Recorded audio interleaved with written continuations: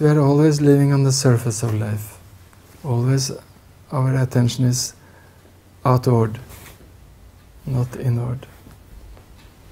But what do you think we should do about these deep questions of human life? Yes, we have to halt a little and ask ourselves and listen to our conscience.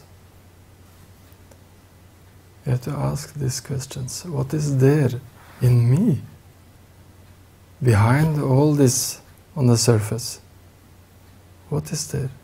Because something is there, which is the base of everything, which is the source of life. If we say that everything is consciousness in one form or another, then on the surface of life everything is dynamic consciousness, because it is energy. It is in motion. So it is dynamic, and everything is changing always changing. But if there is something which is always changing, there has to be a counterpart which is not changing. That is called static consciousness. And that is on the base of all the dynamic consciousness. And this is in everybody. And that is where we come close to when we are in deep dreamless sleep. And everybody needs to know these things. It is our right by birth. Everybody has a right to know these things. But who has interest? So that means that the ultimate goal of everyone should be to know oneself. Yes, exactly. Exactly. It is our right and it is our duty. And by this we can solve so many problems of humankind. You said the word duty there. How is it a duty? And to whom? A duty to ourselves and to God and to our fellow beings, be it humans or other beings, animals, whatever life form. But here this is about on the individual level. Can we do something on a collective level to get there faster? Yes, we have human rights on the collective level for interrelationships among humans. It is very good and it is need. But it is also need to understand that on the individual level it has to be some settlement first, because inspiration, it comes to the individual always. It never comes to a nation or to a group of people. It always comes to the individual. So, as the society is the sum of individuals, each and everybody need to do for themselves to settle these things. Then it will make some impact on society. And of course,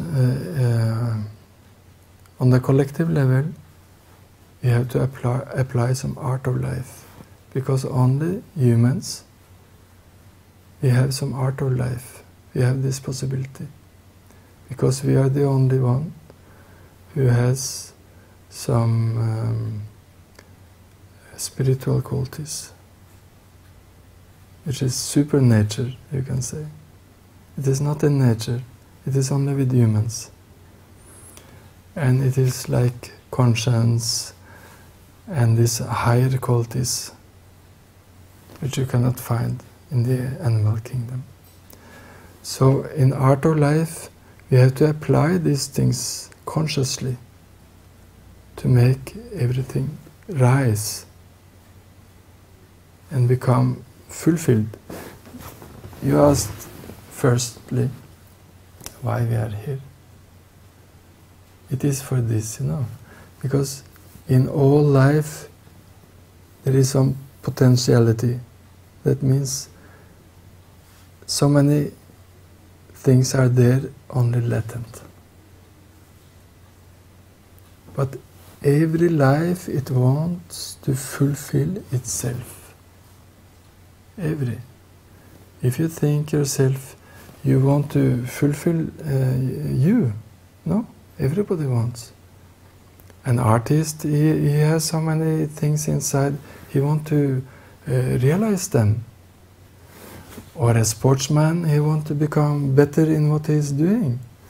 And everybody, they want to become better in what they are doing. And we want to create a better world for our children than we had. And always we want to make something better, better, better. That means we want to fulfill. What we feel is inside, we want to realize it and fulfill it. That is in life itself. So by art of life, we can make this happen. And in this thing, dignity is very, very, very important. It is a key word of human relationship, dignity. And if we see the verb form, to dignify, then we can understand what is implicit in dignity. Because to dignify, that means to exalt. By respect and regard, you are making something exalting. So it's important to respect and give regard to everyone, everything around you. But how do we bring about an understanding of dignity? Yes, by thinking that you will do towards others that you want others to do towards you. It is very simple and very natural. And by regard and attitude, because we have some attitude towards everything, this attitude, it is our own choice. We completely choose our own attitude. So if we choose to have regard, that is completely our own choice. And everybody can do that. So to get respect, you have to give respect. Exactly. That's what it means. Exactly. But dignity among human beings, you think this is a necessity in today's world? Of course. Of course. Everybody wants it. Everybody needs it. And everybody are able to give it. It is part of humanity. Humanity like this. So it's like give what you expect. If you expect dignity from somebody, you have to give it first. Exactly. Exactly. And that will make all the change.